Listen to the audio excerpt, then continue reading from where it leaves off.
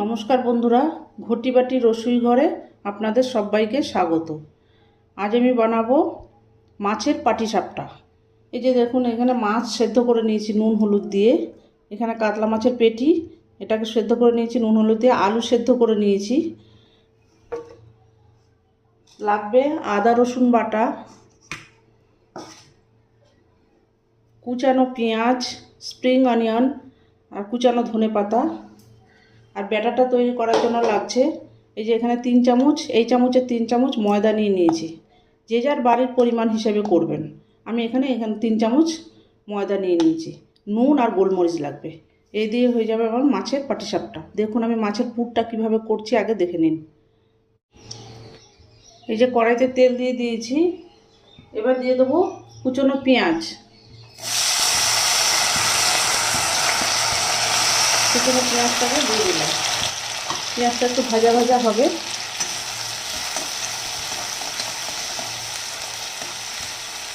পেঁয়াজটা একটু ভাজা ভাজা হয়ে গেছে। এবার দিয়ে দেবো আদা রসুন। আদার থেকে একটু রসুনটা একটু বেশি পরিমাণে দেবেন।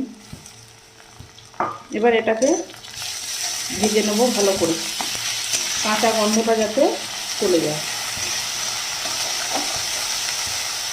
বন্ধুরা, এই যে আদা রসুন পেঁয়াজ ভাজা ভাজা হয়ে গেছে। এবার দিয়ে দেবো আমি সেদ্ধ করা মাছ আর সেদ্ধ করা আলু, এই দুটোকে দিয়ে দিলাম। ভালো করে এবারে এর সাথে নেড়ে ভেজে নেব ভালো করে। দেখুন বন্ধুরা, এই যে মাছ আর আলুটা প্রায় ভাজা ভাজা হয়ে গেছে। এবার দিয়ে দেবো পরিমাণ মতো একটু হলুদ, আর দিয়ে দেবো ঝাল লঙ্কার গুঁড়ো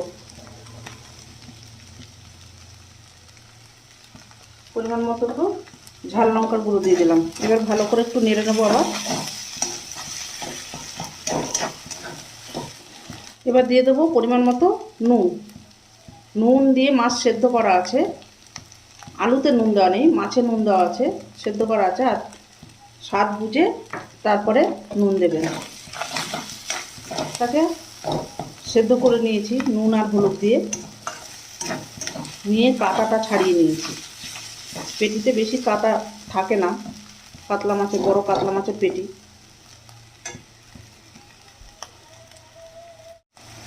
এবার দিয়ে দেবো একটু ভাজা মশলা।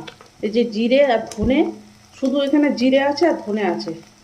এই যে শুকনো খোলা ভেজে গুঁড়ো করে নিয়েছি, এই ভাজা মশলা একটু দিয়ে দিলাম।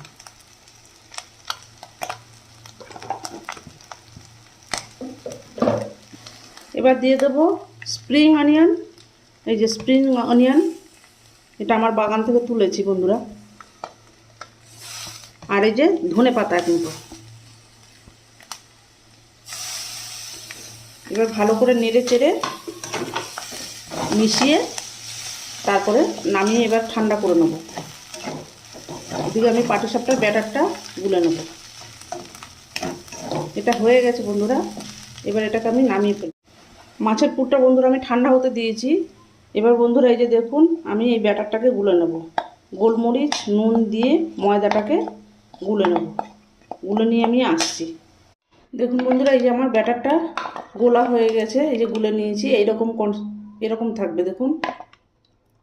এই যে এরকম থাকবে ব্যাটারটা, বেশি ঘনও না বেশি পাতলাও না। পুরটাকে নামিয়ে নিয়েছি, নামিয়ে ঠান্ডা করে নিয়েছি।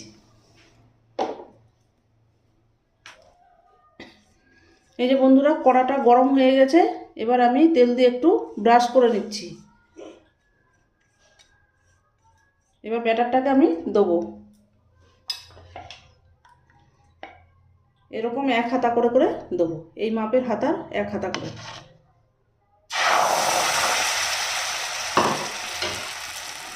এটাকে একটু ঘুরিয়ে দিতে হবে।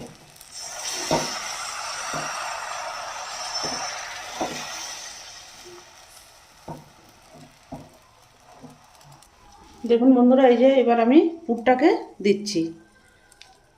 এইভাবে করে এক সাইডে দিতে হবে, ক্ষীরের পাটিসাপটার মতোই।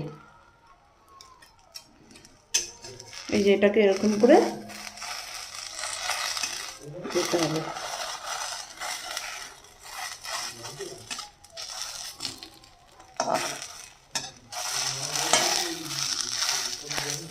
এই যে এইভাবে করে উল্টি পাল্টি ভেজে নিতে হবে। মেন হচ্ছে এর ব্যাটারটা গোলা। আমি ময়দা দিয়ে করেছি মাছের পাটিসাপটা, ওই জন্য আমি ময়দা দিয়েই করেছি। আবার একটু তেল ব্রাশ করে নিচ্ছি। ওই একই মাপের ব্যাটার দিয়ে দিলাম, দিয়ে এবার একটু এইভাবে করে ঘুরিয়ে দেবো।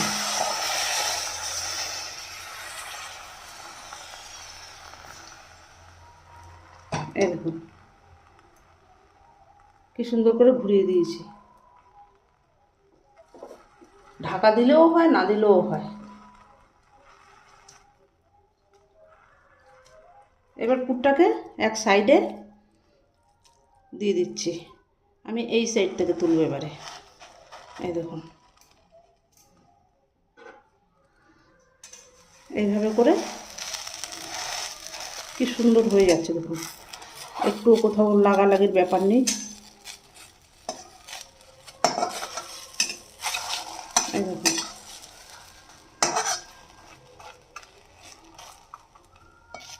ক্ষীরের পাটিসাপটা যেমন করে নারকেলের পাটিসাপটা, ক্ষীরের পাটিসাপটা, শীত চলে গেছে আর পাটিসাপটা এখন আর না, এখন মাছের পাটিসাপটা হচ্ছে একটু ঝাল ঝাল।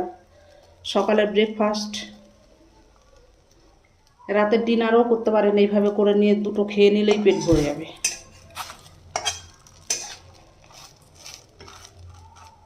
ঝাল ঝাল যেহেতু,